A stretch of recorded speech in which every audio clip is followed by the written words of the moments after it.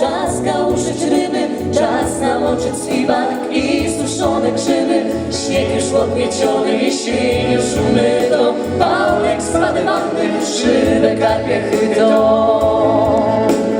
Chyto je tak chyto, koło wanny loto, po umytej sieni roznosi dość błoto, a już w zawijaniu nie ma wprawy wcale, nim je łogałuszył, rozwolił się palec. Lio, czas kałuszyć ryby, czas namoczyć zwiwak i suszone grzyby. Śnieg już odmieciony, jesień już umyto, Paulek spadł wanny, żywe karpie chyto.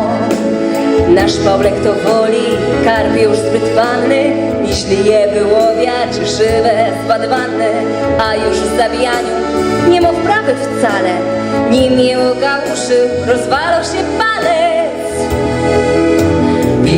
Lio, czas kałuszyć ryby, czas namoczyć zwiwak i suszone grzyby. Śnieg już odmieciony, jesień już umyto, Paulek spadł wanny, żywe karpie chyto.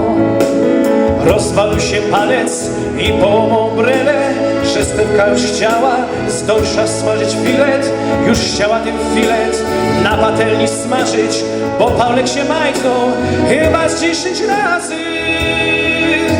Lio, czas kałuszyć ryby, czas namoczyć zwiwak i suszone grzyby. Śnieg już odmieciony, jesień już umyto, Paulek spadł wanny, żywe karpie chyto.